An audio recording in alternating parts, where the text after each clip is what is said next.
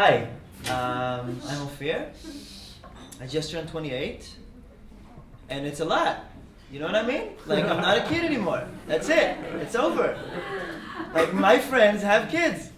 You know, I still remember it. Like sitting all afternoon in an abandoned park somewhere, doing nothing for hours. It's just life, you know, that's what you did. And now we're here, and everybody's like serious. I look like I don't look like, it's real weird.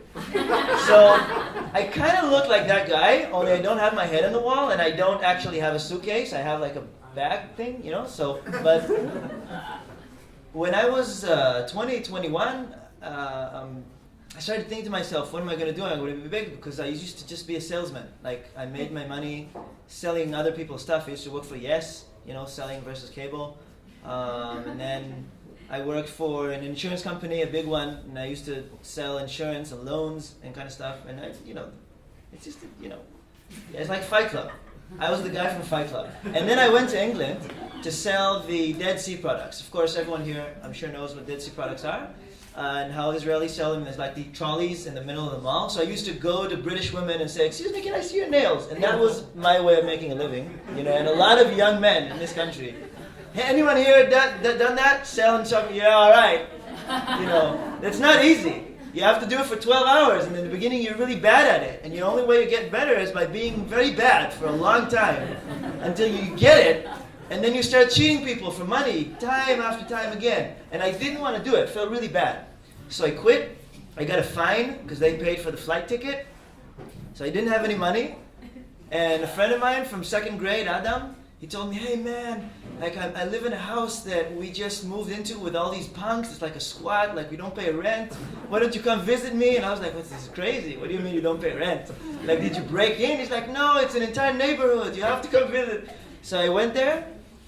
And I have to say, like a disclosure, up to that point in my life, 21 years of age, I wasn't an activist. I wasn't in like a youth political movement. I wasn't in a youth movement like at Sofim and all of it, nothing. Like, I used to play computer games and do nothing in parks with my friends. That's like most of, And then, at this point, I saw this movie. It's called Zeitgeist. I don't know if everyone here has heard of the movie Zeitgeist. It was pretty popular in 2008, 9. And it's a conspiracy movie. We're not going to talk about it now, but it really blew my mind. It took me from a position of being kind of neutral and selfish in like a childish way, towards the world. And, just threw me out there into, oh my God, we have to do something right now. Everyone I know needs to know about this, and I have to change my entire life to fix this. And so I kind of moved into the squat, which is funny, because I didn't see that one coming. Neither did my dad when he sent me to sell stuff in England, But then that's kind of what happened. And then I'll just go really quick through the stories, because a couple of things happened since. And I just want to try and tell you like the synopsis. So basically, my personal career of trying to change the world has been mostly affected by the people I work with. I love working with people. I love groups. And there's only one thing I've ever done myself, like alone, my project. And the entire idea always is not, for me at least, what gets me going is not to try and fix a particular problem or get a particular political party into or out of government, or we try to understand what the root cause for suffering and for basically a world which is not befitting for our children. I don't even know about the grandchildren, but like, can I just say global warming really scares me? And that sometimes I just have a bad mood because I think about it, and I'm like, I'm not kidding. And I'm like, oh my God, it's real. Like 2014 was the warmest year in recorded history, and that sucks. Because I like the weather and I like breathing air and being alive, and that's not, maybe we already fucked it up and it doesn't even matter. All we have to do till then is just live the life we have. But if we can change it, I think it's a good idea. I don't know. So I was thinking long and hard about how I could make a living doing something I believe in, because the first thing that happened when I came back to Israel is that I had to start paying rent, because I didn't want to live with my parents anymore, because I was big, So I moved down to Tel Aviv, and I tried to make a living all sorts of ways, but I used to be able to do that not very bad, but suddenly I couldn't do it anymore because I didn't care about my job. And it doesn't matter which, I got fired trying to be a waiter. And I was a waiter for years before that. But I was like fired on the second trial day. They were like, you don't know what's happening. Get out of here. So I had to sit home for 2 months, really long and hard, and think about who's going to give me money for something. I'm 22. I don't know anything. You know, all I know is that I care about changing the world, and I talk about that all the time. So I was like, maybe people care about that. And I offered to my friend who had like this kind of like spiritual culture club, and I came and I gave a lecture about what I believe in and like all these activistic ideas, and they gave me 300 shekels. When I got over there, I had money. They paid me money to talk to them about what I believe in. It's so nice.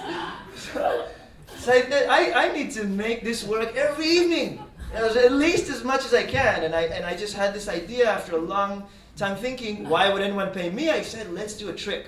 I'll get all my friends that can talk, and we'll start a thing, and the thing will have a name. So it's not that they're paying me. No, they came to the thing, and I'm just a part of it. And it was a thing called Superhero Academy.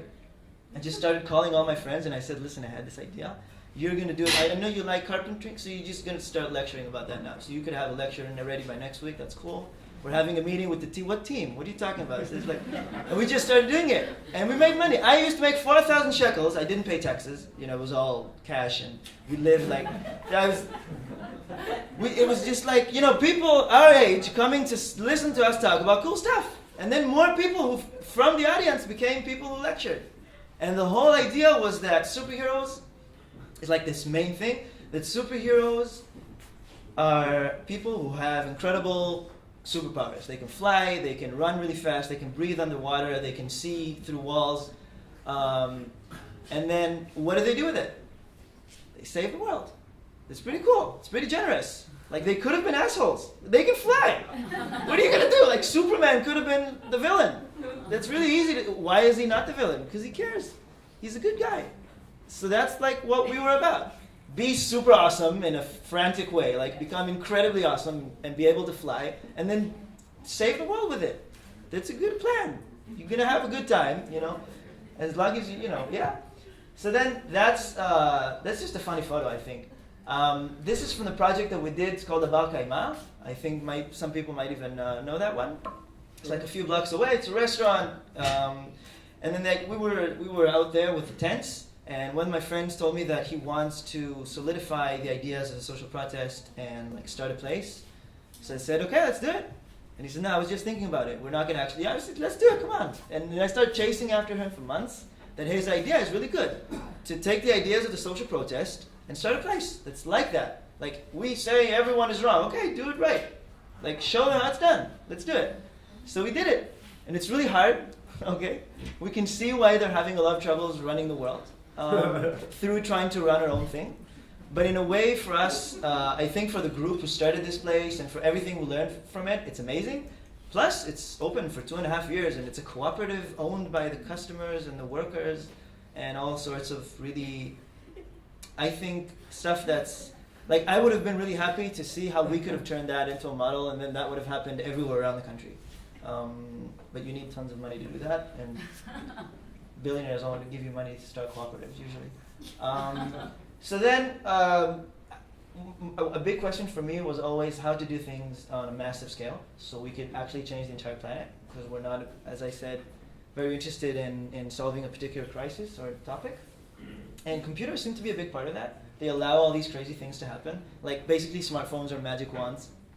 Can anyone argue? You know, that's it. We're done. Okay, it's pretty good. We can close it there. Okay. So then all these things happened, and that's me drumming on the sky. And it's like with this vibe of live your life in kind of a happy way or whatever. And then my question to you is, what is your superpower? What is it that when you do it, you're really good at it because you enjoy doing it very much, and you can do that every day, basically. Thank you. Thank you. Thank you very much.